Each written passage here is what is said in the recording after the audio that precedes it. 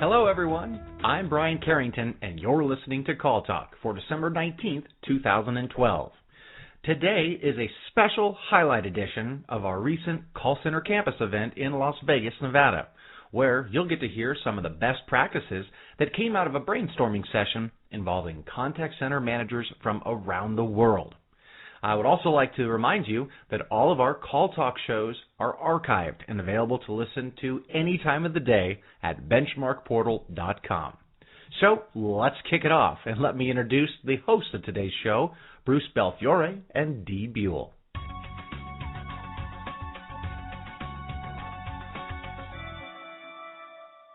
Well, welcome back to Call Talk, everyone. As Brian stated, we have a special show today which highlights our recent Call Center Campus event in Las Vegas. And in fact, Brian was the master of ceremonies for that event. And joining me is Dee Buell, one of Benchmark Portal's subject matter experts and the content manager for Call Talk. Dee attended Call Center Campus and facilitated one of our liveliest sessions. Welcome, Dee. Well, thank you, Bruce.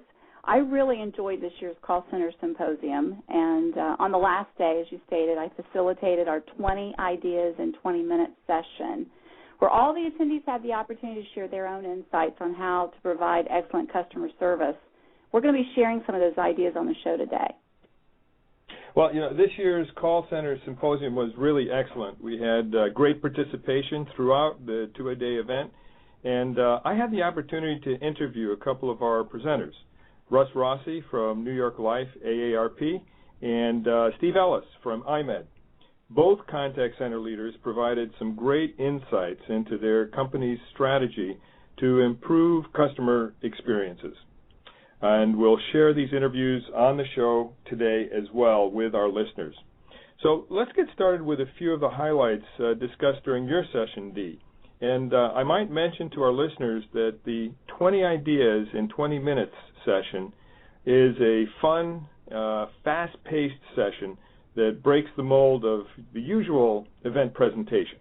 So the microphone goes around the room, and participants volunteer to share one great idea that has had a positive impact on their center during the past year. So, Dee, tell us about some of these ideas. Okay.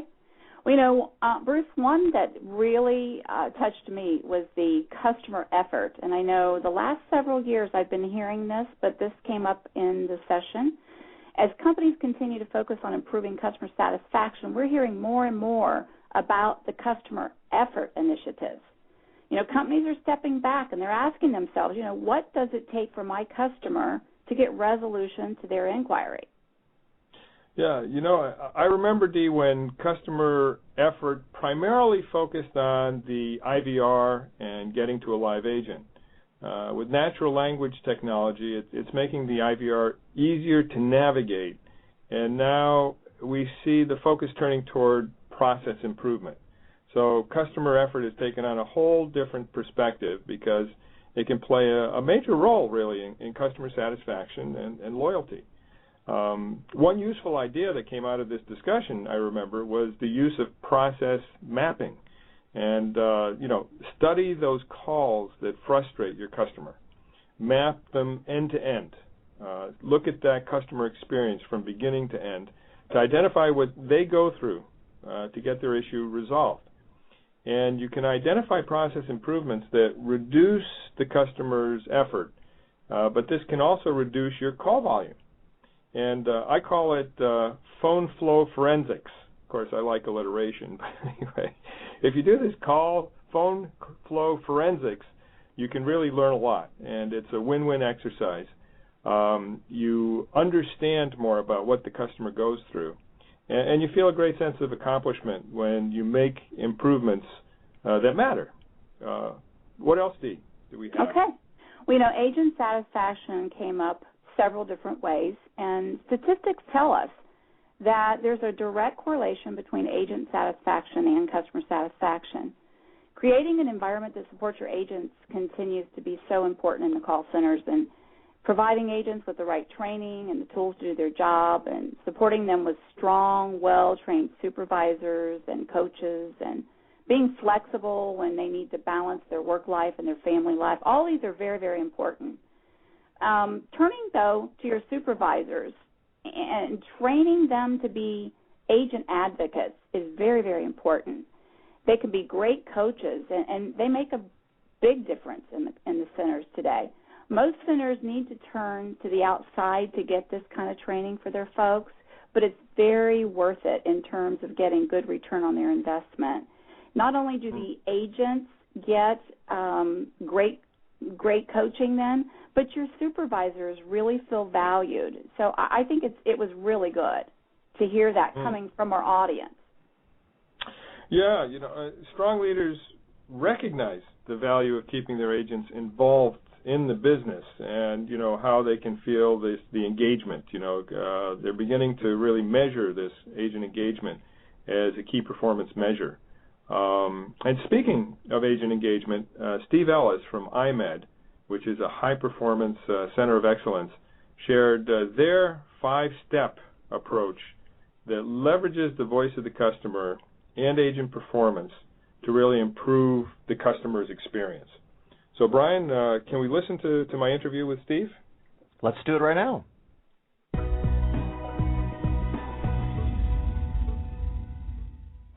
We're back here at Call Center Campus, and I'm with Steve Ellis, Senior Director, Customer Care at IMED Vision Care. And Steve gave a really great presentation today on leveraging the voice of the customer to improve your business. And Steve, welcome. Very happy to be talking to you today. Bruce, it's great to meet with you, and your team did a great job with this event here. Oh, thank you very much. We're really enjoying it, and there's a lot of best practices coming out. And among those are the 5 steps for voice of the customer that you were talking about in your speech. I was wondering if you could share with our listeners some of that. Sure. The IMED team is really focused on delivering exceptional service for our customers, and we have really five key steps that we focus on. The first is to track, follow up, and trend customer alerts or problems that customers have when we survey them and they say they're not satisfied. Mm-hmm. The second is spend a lot of time and energy around positively reinforcing great service. And we get feedback from our customers around what great service looks like, and we want to really celebrate that success with our agents and our teams delivering great service. Mm-hmm. The third thing is to make sure we have tight linkage between the voice of the customer and our internal quality assurance programs.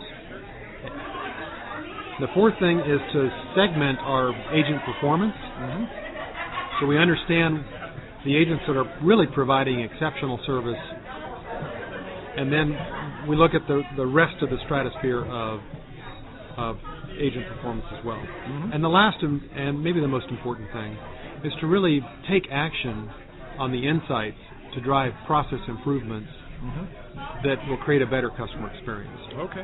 And those insights really do sort of double back over the other 4 processes. I mean, you really, if we take, for instance, even number 2, celebrating the successes. How do you do that? What are some of the ways that you actually do that in practice? We have a lot of fun celebrating the success of our associates. We have a wall of fame up in our centers where we put the names of our associates who deliver great service and the verbatim comments from our customers praising that service excellence. We also have we get emails with verbatim files, and we look at those positive verbatims, and then we share them directly with our agents so they see the great service they're delivering and what our customers have to say about the great service. Very reinforcing for our agents.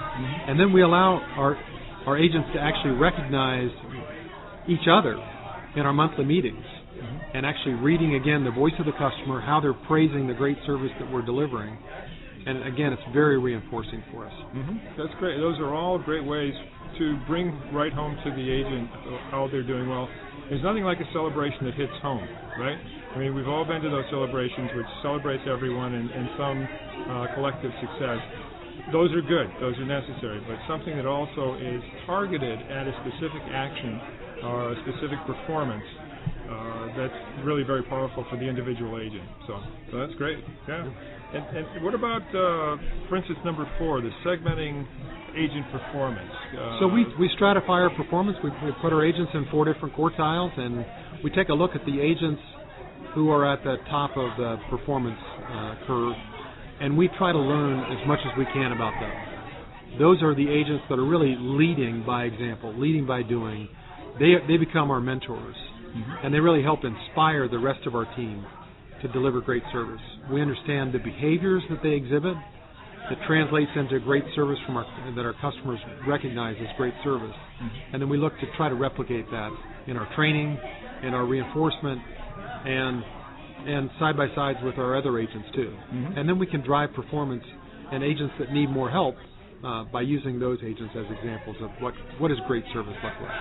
Let me dig just a little bit further on that, because a lot of managers have a problem in trying to figure out how much time do we spend with the agents that aren't doing so well, and how much time do we spend with the agents who are doing pretty well but really not, superior performance. And I imagine there's a lot of good managerial judgment that has to go into that, as well as experience, right? So what has your experience been with that? Well, there's always have to exercise some management judgment. So I've been on both sides of this equation, and I've fallen into the trap to spend a disproportionate amount of my time and energy on the substandard performers. And really, as leaders, we need to spend more time with the people who are doing a great job, to recognize them, reinforce their great behavior, and set them up as an example that other people can follow. And again, tied to behaviors, specific behaviors. What are the words choices that our agents are using when they deliver great service? How do they find the right way to connect with our customers? How do they do a great job in resolving problems and making sure they dig deep to understand the real problem that our customers might be expressing, and then find a solution to that? We find those kinds of behaviors, and then we try to replicate those, because people can learn behaviors. And it's up to us as leaders to really focus on what are the right behaviors that are driving performance. And if you spend too much time and energy on the negative side of that equation, it's just not as effective. Right. And another thing that you mentioned was the fact that you try to instruct your agents, train your agents in how to conform to the style of the caller. And this is particularly important in your case because you have all age groups and sort of all interest groups who have different kinds of vision and other needs. I'm in the Luxottica group, which is the bigger group that you're a part of. Are there any other stories or examples that you can give us from there? Yes, I'd be glad to talk about it. I think it's really important to align with the customer. And we know that when you make that connection with the customer, you've got a much better opportunity to really understand their needs and solve their problem and deliver great service for them. I'll tell you that at our Oakley operation. That's the Oakley eyeglasses, right? That's right. That are particularly appealing to people who are younger, sports-oriented team. The snowboarders and all those guys. We get calls. Our Oakley team, they get calls from people, and they say, "Hey man, hey dude, how you hanging?" So if that's the spirit of the conversation from the customer, then we'll follow that lead and align with them in a language that customer would understand. We get calls from eye doctors and their staff. They're busy people. They're in a hurry. They want to get the information, get it done, and move on so they can continue their business. We have to respect that too and align around their needs as well. We get calls from, like you said, all different age groups of our members too. We have over 33,000 members that have a funded vision benefit, and we get calls from great little old ladies and that have lots of questions and concerns. We need to spend some extra time with them and solve their problems and align with them. We get calls from very busy mothers at home that are trying to juggle babies and extra work at home, and we got to make sure that we're sensitive to their needs too. So aligning with the caller is really important for us. Okay, no, that's a very interesting aspect of what you do in your area. So I think that's great.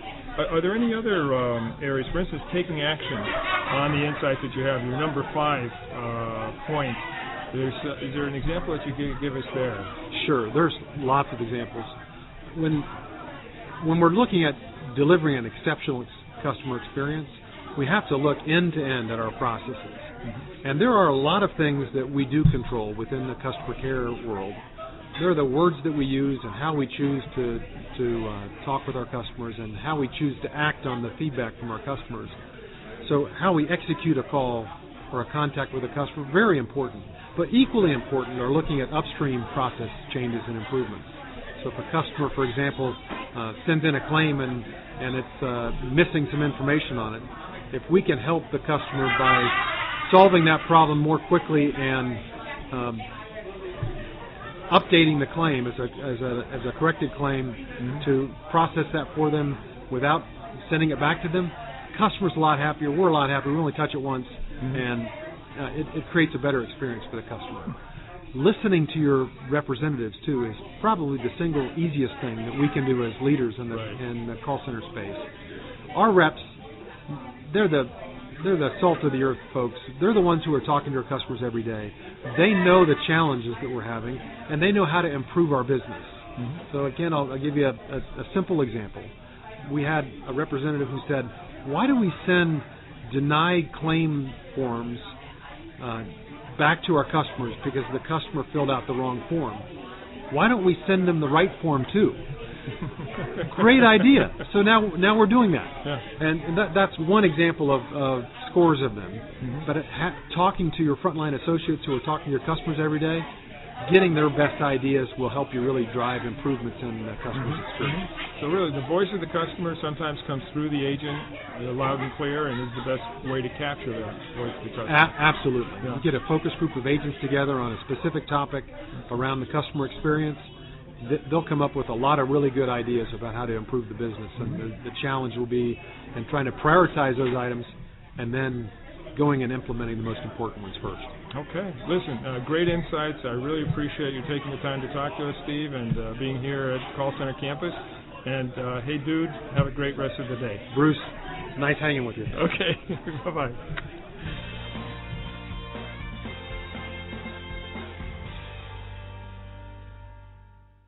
Hey, Bruce, thanks for sharing that interview. I think that was very, very enlightening, and I love the way iMed is engaging the agents. I think this is pretty exciting stuff. Yeah, thanks, dude. Yeah, dude.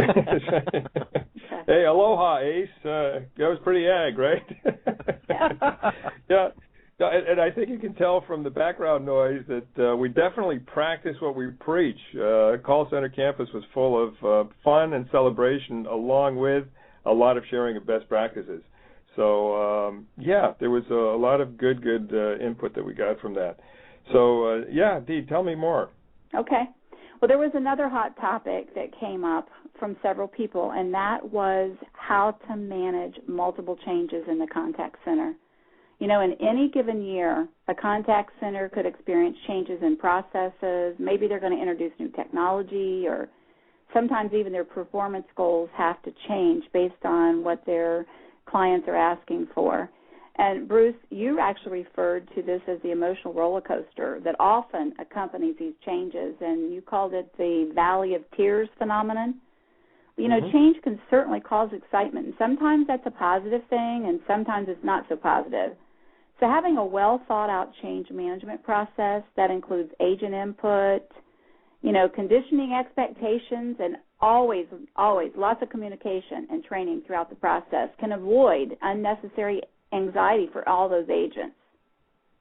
Yeah, I think basically giving them an idea of what they have to go through is sort of like giving our children an opportunity to hear in advance what they may have to go through when they're up on stage at school, or when they're doing something in sports, or it's a heads up. And sometimes when you have change going on in the call center, if you're able to sort of draw this wave line, you know, that goes up and down, and that's been referred to as the Valley of Tears, because at the beginning, oftentimes, a new initiative is announced, everybody's excited about it, they have high expectations, and they think that it's all going to happen and be positive immediately. And that doesn't happen. You know, you get into the technical implementation of a new piece of technology or a new process or something, and it's difficult, you know, there's some problems with it. And so everyone gets sort of disillusioned, and morale goes down, etc. and then as you work through all those issues, things go back up again. Well, it's if you sort of have a sense of that ahead of time, if you tell your people, we're very excited about it, we know where we're going to end up, there's going to be some challenges, and it's okay. It's part of life. If you can be good about communicating that in an upbeat way, then that's, I think, a good thing to do. And as you mentioned, Dee, where you have multiple changes going on in the contact center at the same time, sometimes you've got these waves sort of crashing against each other. So something's good is happening over here, but something not so good is happening over there. And you do feel like you're on that emotional roller coaster. Massive simultaneous change is not an easy thing. So good managers think about how they're going to be doing that continual communication you were mentioning, Dee, as they go through it. Yes, Bruce, and even Steve Ellis in the interview was talking about really engaging his agents. Having those agents engaged in these transitions is very, very important, because oftentimes they know the way to implement a change so much more effectively than maybe the vendor coming in or whatever. So I think that's another key element there to change, is keeping them involved and getting their buy-in even before it happens. Yep, absolutely. And I also had the chance to sit down with Russ Rossi from NYLife AARP, and here's another superior performance center that really watches its metrics, but also takes great care of its people and its customers. And talking about changes in the contact center, he shared how they are shifting from traditional phone service level parameters to more of a focus on, looking at customer experience measures. So, Brian, let's listen to that interview now. Sounds good. We'll head back to the 2012 Call Center campus right now.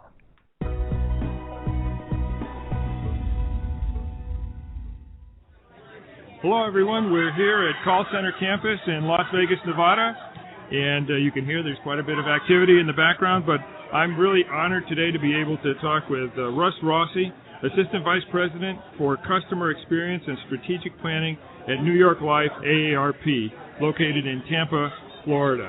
And Russ gave a really good presentation today on the topic, managing the customer experience engagement strategy by optimizing your contact center. And Russ, you made a lot of good points today, and I'd like to ask you about a couple of them. One is first call resolution. As we all know, first call resolution is so important. It's sort of the magic metric because it has both quality implications as well as cost implications. There's the high correlation between caller satisfaction and first call resolution, and also the better your first call resolution, the lower your cost because you don't have the callbacks and the repeat calls, etc. So I know that you have been doing a lot of good work in that area. Can you tell us a little bit about that? Sure, Bruce, I'd love to. So first of all, we implemented our first call resolution metric about 3 or 4 years ago, and I think it was part of our certification process as well that you guys turned us on to this new metric. And as you said, very important metric for customer satisfaction and for reducing customer frustration, and calling back to have an issue resolved the second, third, and fourth time is not what we're in business to do. So we implemented this metric 3 or 4 years ago, and over the last year it was nice that we knew the data, didn't know exactly what was driving it and what we could do to improve. So we implemented a new initiative this past year where we collected the information from a customer as to why their first call resolution did not occur and why they had to call back in the second time. So we captured that information, we triaged it, and came up with a couple different variations and some new initiatives, and one of them being changing our cancellation process where customers don't have to mail in a cancellation form. We can take that over the phone. It caused the customers not to have to call back in to verify, did you receive my letter? Did you process my cancellation? We took that frustration out of the system. We saw, and immediately when we implemented this last April, we had a 2-point improvement in our first call resolution alone from that one process change. And we had the data to back it up to show customers aren't calling back in for that reason any longer. So that was just one example of getting additional processes in place to track what the customers are saying, and then more importantly, take action upon that information. And I think we were pretty successful. And today we have 2 or 3 other initiatives that we think we're going to be able to re-engineer some additional processes, and we're expecting it to yield some very significant results in the next 6 months. That's great. That's great stuff. And also think in terms of the fact that added first call resolution is going to reduce the cost, is going to reduce frustrations, which is also going to result in higher caller satisfaction, right? Absolutely. And were you able to actually see statistically an increase in caller satisfaction as a result of this change? Yeah, absolutely. We saw it specifically in first call resolution. We were running around 80 to 81% for probably the last year and a half. Mm-hmm. After we made this one simple process change, we jumped 2 points to around 83%. But we weren't satisfied. We're still continually having some different re-engineering efforts happening. We're also driving agent first call resolution down to the agent level. So our agents now understand that we're holding them accountable for resolving that customer. That takes on a whole new meaning for our call center agents as well. Now we're in the 84 to 85% range on first call resolution. So that's a 5-point change over the last year and a half. That's very significant for us. So we're very proud of that. And we've seen it yield even increasing satisfaction scores as I delivered today to the group. We're seeing a 1 or 2 point uptick in our other satisfaction levels that are already very high. That's great. So there's these collateral benefits as well. The increased ownership on the part of the agent in terms of actually making sure that there is the resolution, and the wonderful increase in caller satisfaction, which you've actually seen, right, statistically. Absolutely. That's huge stuff. That's really great. Yeah. And I think the other ancillary benefit is our call center agents, when they see customers calling in less frequently for issues that weren't resolved before, that agent satisfaction for our agents goes up because they're not having to clean up, a mess from somebody else that didn't resolve it. And they think, hey, we're taking action, we're improving the system, we're working through these issues.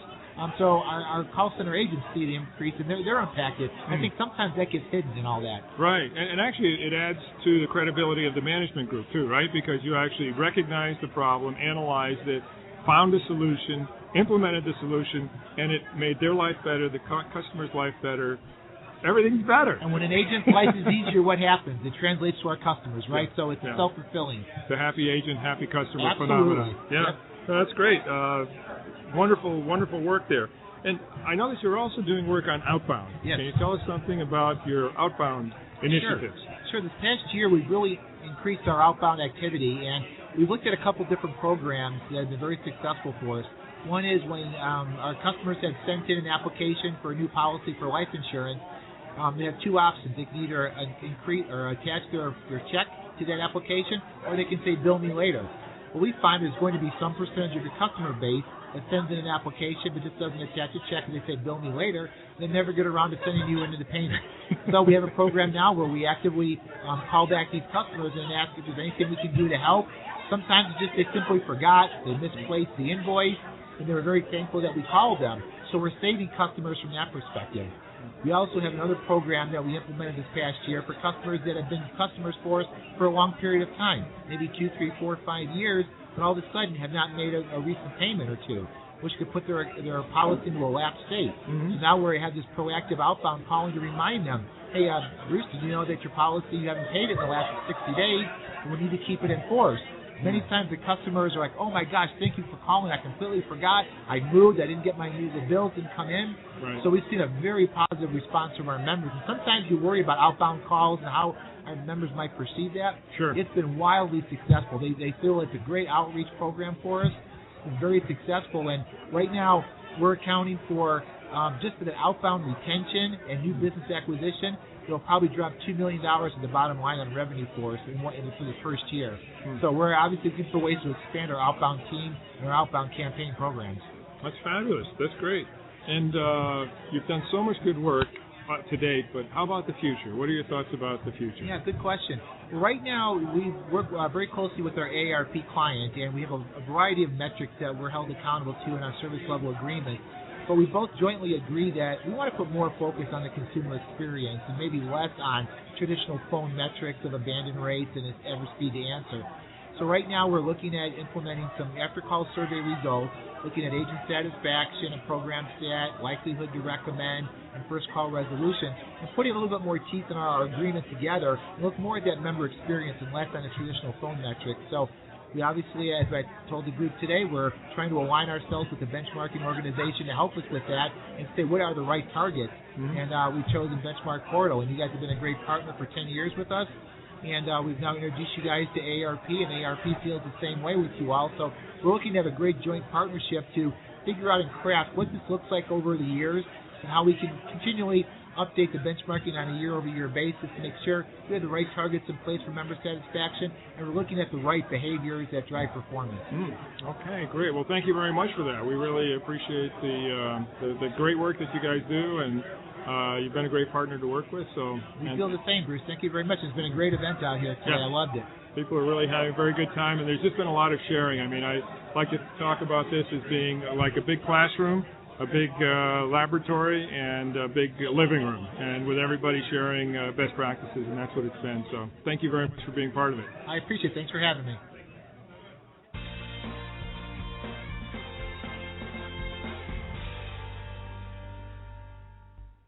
Well, Bruce, thanks for sharing that interview again with us. But, I really enjoy hearing Russ.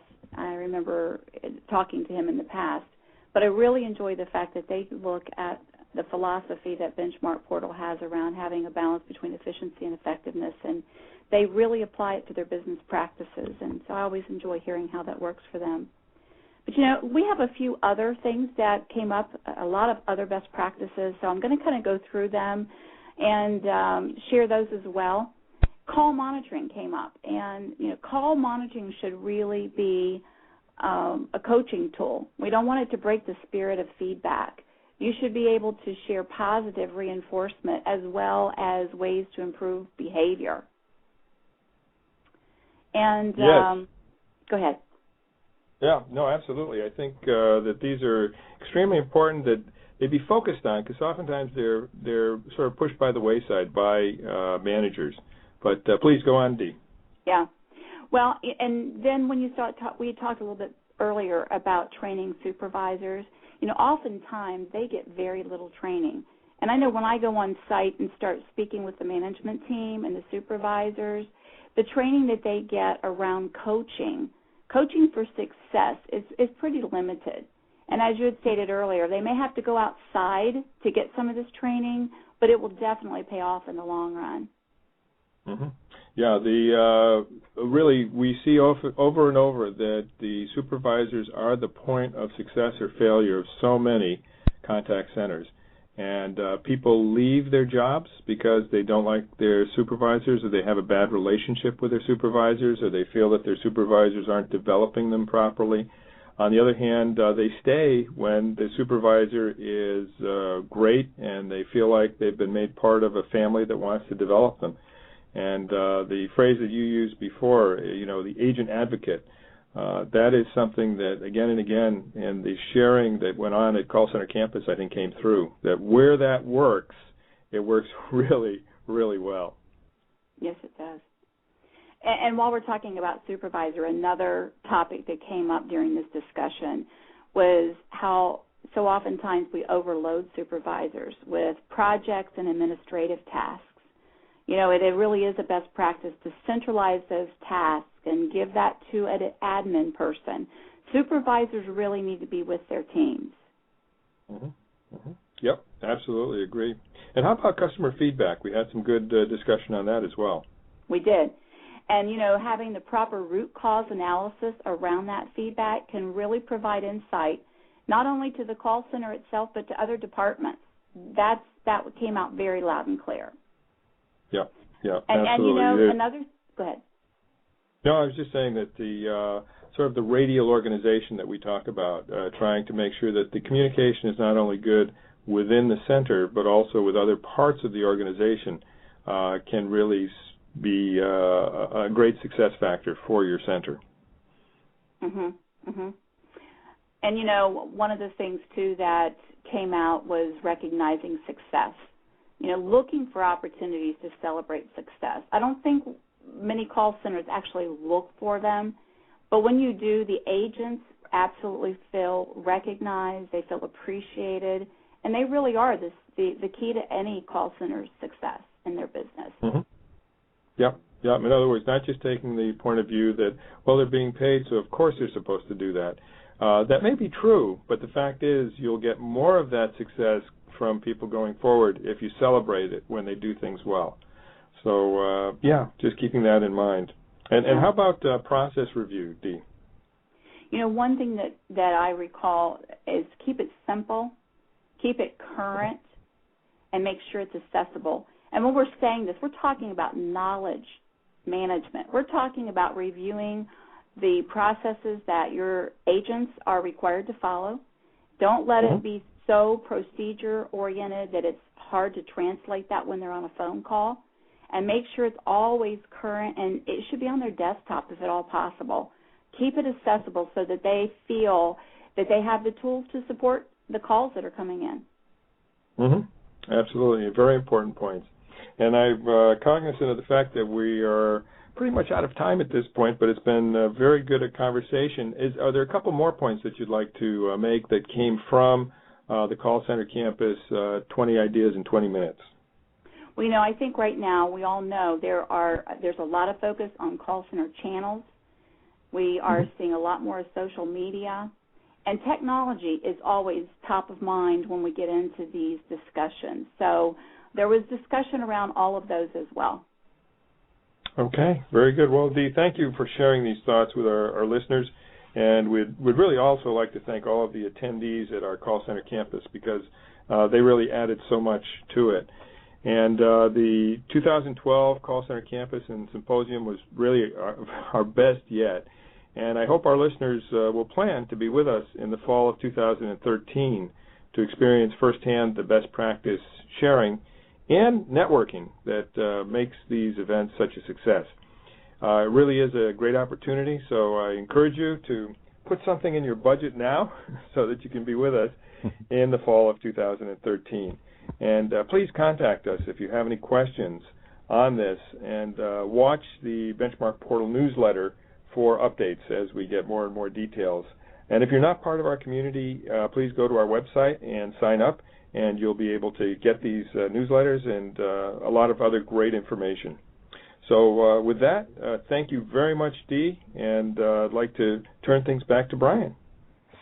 Great. Well, thank you guys, both Bruce and Dee. I think it was a good idea to share some of those best practices that we learned from Call Center Campus with all of our listeners here at Call Talk. So it was a great event, and it was my pleasure to MC, and I look forward to it again next year.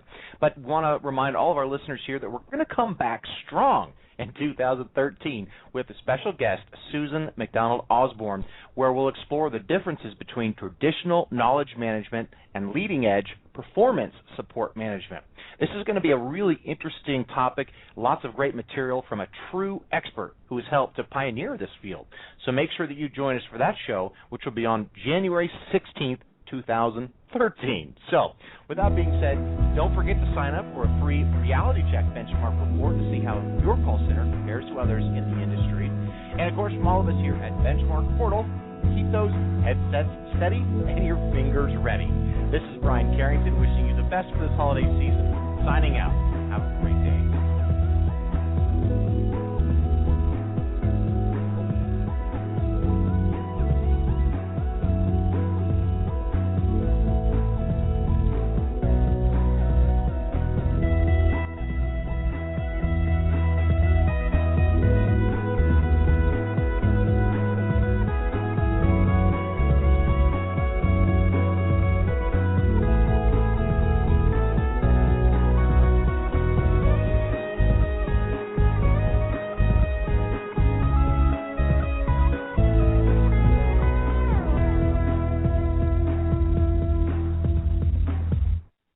That's a wrap. Happy holidays, everyone. Bye-bye.